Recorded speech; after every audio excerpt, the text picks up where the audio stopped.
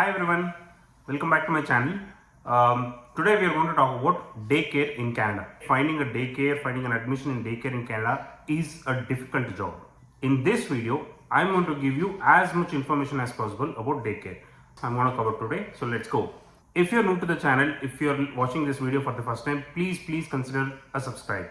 Okay, thank you so much. Let's go. Why you should consider enrolling your child into a daycare? Here are my 3 reasons. The first, let's say you are in India currently, a lot of people around, your child is playing with one or the other person, she is interacting, she's active on daily basis. But once you come to Canada, it will take at least 3 to 4 months minimum for you to settle down. You are mostly inside the house 24 hours. 24 hours within the walls of the house, not interacting with people, it's a bad thing for a child. So it's a good idea if you can, put her in daycare where she can play around with kids of her age. I'm sorry I'm saying she because I'm just referring to my daughter. Second point, you moved to Canada with the hope of giving a better future for your child, and that will happen only if she interacts with different people or different kids from different cultures, and that is the beauty of being in Canada, and that is where you have to enroll her to a child care. Third reason, of course, it goes without saying, if both you and your spouse is working, then obviously you will not have time to take care of the child, right? So for that purpose, I think it's an obvious point that you should enroll your child to the daycare. You have 3 options according to me. One is hiring a babysitter or a nanny. So the second option is basically you have in Canada you have something called home care, which is basically a daycare but at a smaller level, and these are run by licensed people because you cannot run a daycare without a license here in Canada. So they have the valid license, it's just that they run this in their own home basically, right? So here the problem is the number of children that they can enroll is very limited because of the rules and regulations. They cannot enroll more, so availability of this will be limited. Now the third option I'm going to talk about is the official daycare where there is establishment, right, like a company which is running a daycare. Okay, again these are also licensed for sure, because without a license you cannot run a daycare in Canada. They have everything set up nicely. They're not running in the home, they've set up everything nicely. So that is where we are trying to enroll Chashu. So now let's talk about the cost, how much a daycare will cost you, right? So I will start with saying talking about the one we have enrolled Chashu to. Okay, so the cost is $133 per week, okay, into 4, which will be roughly around $600 per month, and this is inclusive of everything, no extra tax and all, nothing. And this is usually the typical cost of a daycare in Canada. As you have seen, it ranges somewhere between $500 to $700 a monthly expense. Like I said, the home care, it also costs almost same only, because I have inquired with a couple of my friends, and they are sending their kids to the home care, and it is costing around $600 to $700 for them also. If you want to hire a private babysitter, that is up to you. What is the price you want to define is up to you. So one thing I have to mention is, when you are enrolling your child, you have to pay an enrollment fee, which is roughly about $500 plus $60. $60 is something, it's non-refundable. It is just like one-time cost that you have to pay. But the $500 is something that will be adjusted in the future when you say you want to withdraw your child from the daycare. So you have to give 1 month notice. So for the last month period, you don't have to pay money. They will adjust this amount only into the last month payment. Okay, so $500 you'll like get back in the last month, whereas the $60 is something you will not get. I hope this cost helps you to plan your budgets accordingly. Now let's talk about timings and other facilities.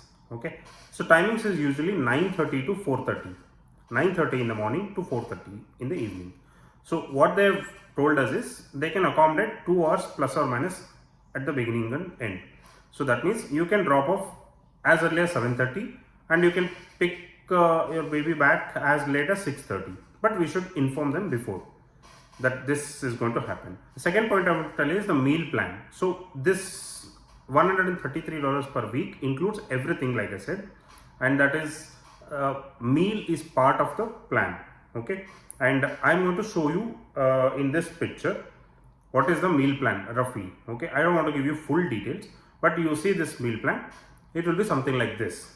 Okay, so they will give the child morning breakfast, which is this, and there is lunch, and then there is snacks in the afternoon, and by 4:30 you will have to go pick. So it's perfectly planned. Okay, and I know in the menu it shows beef or pork or something. You don't have to worry about it, because if you have if you're someone who doesn't consume these things or doesn't consume any meat at all, so you can, any such request will be accommodated. So if you're a vegetarian, they will plan it in such a way that the child only gets vegetarian food. Or if you're someone who doesn't eat, let's say, beef or pork, they will take out that from the menu and substitute it with the other things. That is also given in the menu. Okay, what will be the substitute? So this is the meal plan. You can pause a minute and have a look at the meal plan. It actually is very interesting. I was telling Vinny that enrolled me also just because of the meal plan. Next concern that everybody has is how will they take care of the child? What about diaper changing and all those things, right? Sleeping and everything. So here is a few details about it. So the daycare is going to take care of of course, baby's hygiene, everything. It's just that we have to provide them with the wet wipes and the diapers in the bag. We have to put it in the bag, and when we are sending the child, so that is something we have to do it. And if you have any other things, any allergic or any health kind of challenges, problems you have, or specifications that you have to tell them beforehand, so that they make necessary accommodation to that. Okay, but everything will be taken care, so there is no need to worry, because they have also been trained into this, and because they are dealing with children, they are extra cautious, in order to make everything safe. So sleeping, as far as I have understood, they will give every child 2 hours of sleep, and there is a bed, like a mattress kind of a thing, bed actually, that's been named for each child. So when your child enrolls, they will allocate one bed for your child, and that will be used only for your child, nobody else. Okay, and the sheet will be washed as and when required, or I think weekly basis. So all these hygienes are maintained. First point I want to say, if you have decided to put your child in a daycare, you should inquire about daycare as soon as you land in Canada, because like I said, there is a long wait list, there is a huge demand, there is a long wait list. So you make sure that is like first or second thing you do once you land in Canada, right? So if there is a vacancy, they will give you a call, tell you that there is a vacancy, would you like to enroll? So there are no official documents required, but there is a long list of enrollment form, which is almost around 25 pages if you ask me. And in that 25 pages, you have to mention everything, like if there is an allergy, if there is a medical condition, if there is anything, if there is a everything is asked in that video, in that form, in the long form. This has to be filled. Okay, the last point I want to cover in this video is child benefits from the government of Canada. Okay, so there is this website that you can see. You will get benefit from the government.